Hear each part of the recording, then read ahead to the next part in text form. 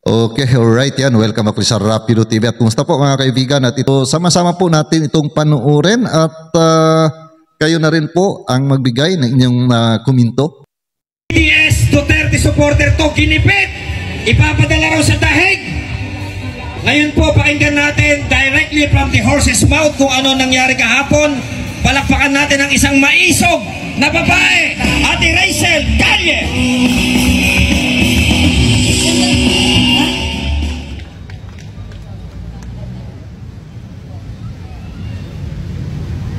Magandang hapon po sa inyong lahat, mga kamaisog! Nandito po ako sa inyong harapan, nagpapakilala bilang ordinaryong tao na ginipit sa panahon na ang Pilipinas ay wala nang makapitan. November 21, may 7 lalaki na hindi naka-uniform at nagpapakilalang pulis ang humuli sa akin sa loob ng City Hall ng Makati. At nagpapakita sila ng papel na isang red notice. Ako daw ay wanted ng Interpol. Sinabi ko sa kanila, mga sir, pasensya na tayo. Baka hindi po kayo nakapag-aral ng batas na ito. Wala pong karapatan ng Interpol sa akin. Ngayon, kung gusto niyo po akong dalhin niyo po muna ako sa 16th floor. Nandun po yung office, public ang PAO. Pagdating ko po doon sa opisina namin ng prosecutor, ang sinasabi nitong 7, hindi po pwede. O sige, dalhin niyo po ako sa 15th floor. Nandun naman po yung RTC. So that is Regional Trial Courts. Hindi lang isang korte, maraming korte.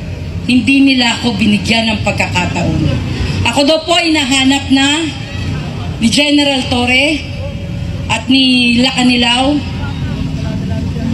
at gusto po nila akong dalhin doon diretso. From the elevator, dinala ako sa krame. Sabi nila sa akin, ma'am, itabi mo na yung cellphone, yung mga gamit mo. Sinabihan ko sila, sir, ba't ganito? Hindi, wala po akong kasalanan. Hindi ako pupunta dun sa Dubai. Bakit ako may kasalanan na ganito? Bakit niyo ako dinadala? Dahil dito sa isang photocopy, isang Xerox ng Interpol Red Notice. At yung Interpol Red Notice na yan, ay may, kung titignan nyo, ako daw po ay may niloko sa Dubai na isang Arabo at hiningan ko ng pera, pambili ng condominium. Very impossible. Dahil ako po ay hindi pumunta ng Dubai at hindi nang hingi ng pambili ng condominium. At pagdating ko po sa harapan ni General Torre, nagpapalakpakan itong magagaling nating mga pulis. Kasama na po isang Colonel Red at isang Colonel Rosales at si Major Visco at 6 sa kanyang mga tao. Bigyan daw po na magandang posisyon, bigyan, dahil nahuli na daw ako. Sabi ko, wala naman po kung kasalanan dito sa Pilipinas, wala akong warrant of arrest. Bakit ganito? Ikulong daw po ako. Pinabayaan ko silang gawin ng lahat. Dinala nila ako sa opisina ni General Torre at doon ako ay 6 na araw na kinulong.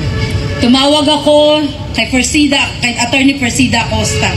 Humingi ako ng tulong. Sabi ko, Attorney, ako po ay naka-illegal detain dito. At sinasabi nila, ako daw po ay kailangang maghintay ng eroplano, either papunta ng Dubai or papunta ng ICC. Lalo na nagkaloko-loko ang mga impacto. Dahil unang-una, wala po akong kasalanan sa ICC at hindi ako pupunta ng Dubai. I have no chance. Wala akong pwedeng gawin. Tumahimik ako. Dumating ang 2 abogado ni Persida Acosta at sinabihan si General Torre, ilalabas nyo si Miss Rochelle or papailan ko kayo ng illegal detention or arbitrary detention. At pagkatapos nun, hindi na nila alam gagawin ni General Torre. Pinatawag na naman niya ako dun sa kanyang lamesa. Kami daw ay mag-agahan. At sa pag-aagahan daw na yon, Sabi niya, tutulungan niya ako para ma-filean daw kung sino yung nagre-reklamo sa akin. Gumawa sila ng papel na ako ay sumusuko, hindi daw po ako hinuli. Sumuko daw po ako sa kanila at humihingi ng tulong. Di ba anong kalokohan yan? Hindi ganun ang nangyari. Ganyan kayo gagaling gumawa ng kwento. Ano to? Ako nga na ganito, babae, binitbit nyo ng ganun lang. Kailan ako nag-alsa ng galit? Nung nakikita ko lalo na si Tatay Digong ay binibit-bit nila nang hirap na maglakad yung matanda. Ako nga, nakaya ko pa sanang tumayo ng matinag. Ginanon nila, babae. Si Tatay Digong matanda. Ibig sabihin guys, pati kayo, kaya nilang gawin araw-araw. Gagawa nila kayo ng mali. Gagawan kayo ng kalukuhan na kwentong kutsero na mga fake na kaso at bibit-bitin kayo at dadalhin kayo doon sa Hague. Hindi ba nakaka-alarma na itong sitwasyon natin? Wala akong magawa kundi paglaban ang nararamdaman ko bilang Pilipino kasi putang ina ang gobyernong ito!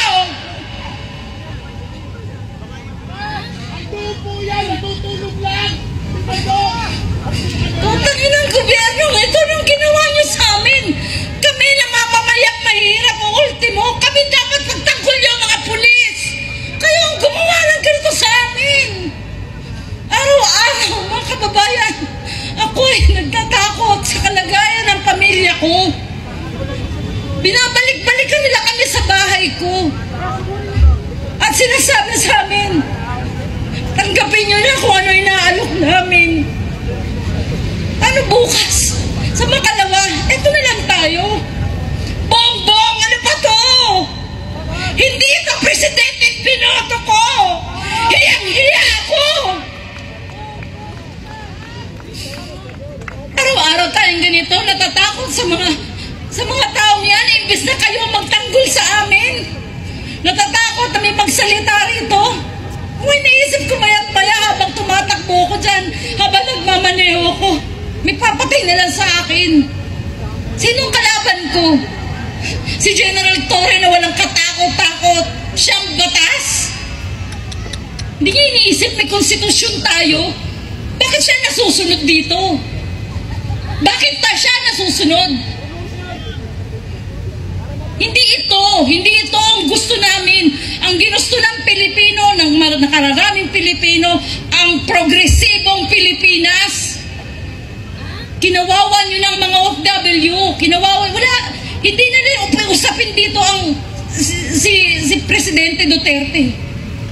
Si Presidente Duterte ay simbolo lang natin. Ano pa mangyari kung araw-araw ganito ginagawa sa atin? Di ko alam kung hanggang saan ako paglalaban. Di ko alam. Pero ang ginagawa ko na lang, pilit ko magsalita, pinapaalam ko sa bawat isa sa inyo na ako ginanito. Pati kayo, araw-araw po pwede. Hindi ako nagdadrama dito. Hindi ko kailangan yan. Wala akong pera, wala akong pinatago. Kahit ngayon, patayin niyo ako. Ano pa mawawala sa isang katulad ko? Binusabos nyo na ako eh. Nilagay nila ako sa kwarto nila. At bawat darating itinuturo ako, nadadalhin ako sa Hague. Na naghihintay na ako ng aeroplano para dalhin doon. Natutulog ako sa opisina ni General Torre na ang nakasahig lang sa akin ay karton. 6 na araw, 6 na gabi yun. Pero sila, yung mga nandyan sa CIDG, kakapal na mukha. Kung tumingin sa'yo, kala mo ikaw ang may utang na loob sa kanila. Hindi ko na alam saan ako pupunta. Hindi ako nanghihingi ng pera kahit kanino. Ang hinihingi ko sa inyo ay paglaban nyo ang pagka-Pilipino ninyo. Wala lang tayong pag-asa. Ayokong mawala ng pag-asa ang mga anak ko. Ayokong mawalan kayo ng pag-asa. Lumaban tayo. Ipaglaban natin ang kasarinlan natin na pinaglaban na ng mga Pilipino noon.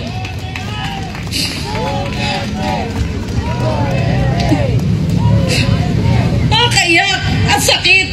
Pero hanggang kailan tayo gaganituhin ng gobyernong binoto natin? At ang namamayani ngayon yung mga tao na kinaayawan natin noon. Ang mga oligarkiya na patuloy dyan na minamanipula ang ating gobyernong bangag.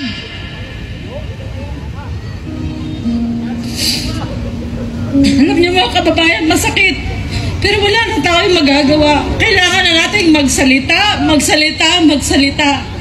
At sa pagdating ng eleksyon na to, pilitin ninyo, ipasok ang Duterte natin. Ito na lang pag-asa para makaabot si Sara. Ilaban natin ang Duterte. Para nyo lang awa. Duterte! Duterte! Hindi ko na alam mo. Hanggang sana ako makikita niyong tumatayo. Lahat ng TV news noon, gusto kong kausapin. Pumunta ako sa mga station, eto ko. Pero walang umiintindi sa akin noon. Maliban sa mga vlogger. Salamat sa inyo. Lalo na kay Kayo. Humingi ako ng pasalamat dahil binigyan nila ako ng pagkakataon na magsalita. At ngayon, eto ko. Humingi sa inyo ng dasal na lang. Hindi ko naman ano yung pera eh. Hindi ako mayaman. Wala ako. Pero susurvive natin to. Magtutulungan tayo. May ahon ng Pilipinas. Ibalik natin sa tamang posisyon ang bansa natin. Hindi tayo pwedeng panghawakan ng China. Mas lalong hindi tayo pwedeng paghawakan ng mga Europa na pupunta na lang dito at magbabantay sa ating eleksyon. Huwag tayo pumayag. Hindi na papayag. Tumayo tayo sa ating soberanya. Huwag tayong pumayag. Maging matigas tayo sa paninindigan natin na tayo may sariling kasarinlan. Katulad ni Bonifacio na nakatayo dyan.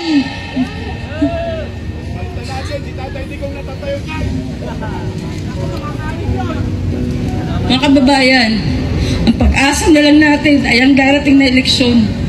At ang 10 yan, aray nawa, bigyan pa tayo ng may kapal na i-bless sila at ang pusin nila'y panghawakan na panindigan ng katotohanan sa ating bansa.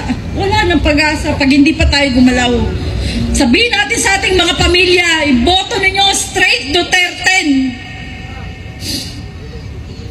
Hindi ko alam, hindi ako nag-practice, hindi ako nagpupunta ako sa harapan ninyo. Pero makikita ninyo, nandun na tayo, in-entertain na tayo ng media. Salamat sa mga social media, influencer, kay Ma'am Yumi, kay Sir Kayo, binigyan niyo ako ng time. At binigyan na tayo ng panahon ng Philippine Star, nandun tayo sa Philippine Star. Ipakulong natin yan, si Torre. Ipakulong natin yan si General Torre.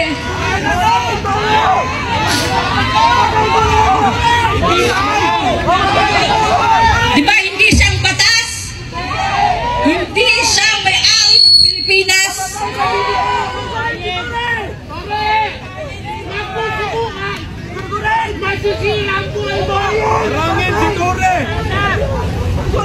Pakulong natin para malaman niya ng Pilipino ay hindi dapat apak-apakan, hindi dapat yurakan, hindi mo dapat gawa ng kwento.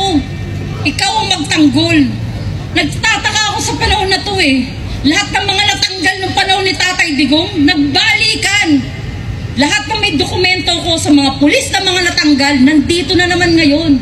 Eh di ba congratulations? Oh, di ba? Pinatanggal nga ni Tatay Digong ang daming history. Ito naman si Marcos, by welcome. Binalik niya lahat. Ilang pulis na natanggal ng panahon ni Tatay Digong? Wala eh. Hindi natin alam anong gagawin. Bakit ganito? Ang mga walang hiya nagbalikan, binigyan ng tsaka, binigyan ng posisyon, eh di wow, binigyan ng baril. At ngayon, nandyan sila sa mga presinto, gumagawa na naman ng mga kwento. At eto si Juan Kawawa, hindi alam paano lalaban ang buhay. Kaya mga kababayan, wala na akong maisip na ihingi sa inyo ng tulong, kundi ipagdasal na sana maawa ang prosecutor, mapakinggan tayo, mabigyan tayo ng magandang desisyon. Hindi siya dumating. April 21 and 28 hearing namin, walang dumating. Pero 4 na pulis na nirereklamo ko nasa labas ng prosecutor, hindi sila pumasok. Ibig sabihin, ganun sila katigas, di ba? Or wala lang talaga silang isasagot sa ating complaint.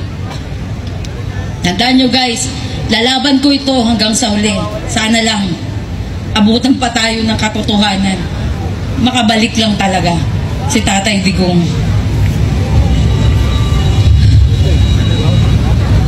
Di ko alam kung nasa ng kalaban ko eh. Sabi ko nga baka bigla ko i-sniper dun eh. Pero tandaan niyo, pag ako nawala, alam niyo na sino nga hanapan. Di ba? Sino nga hanapan natin? Hanapan natin si Diwata. Diba? Ang galing niya eh. Nung nandun ako sa opisina nila ng 6 na araw, tahimik lang ako pero nag-obserba ako. Inalam ko mga pangalan nila until nakasuot sila ng mga uniforme, saka ako nalaman ang kanilang mga names. At yun, nailagay ko sa complaint ko. Kompleto tayo ng ebidensya at sana bigyan tayo ng panahon dahil ang mga dokumentong nandun ng mga nakita ko, nakalinya na doon si General Bantag, si Tatay Digong, si Harry Roque, lahat ng kalaban nila, pinila na nila doon. Kaya ano nangyayari ito, alam ko na, mangyayari talaga yun. Mangyayari ang panahon na dudukutin nila isa-isa, ginawa na lang nila kaming sample. Sa papel namin na binalabas ni Lacanilaw, 4 kaming Pilipino, isang Chinese, isang Jordanian. Ang may pirma, si General Torre at si Lacanilaw. Sa 4 na Pilipino, sabay-sabay kaming hinanap nung araw na yon. November 19, pinagpupuntahan na kami. Yung 2 pinuntahan sa condominium. Bakit hindi sila hinuli? Tanong nyo.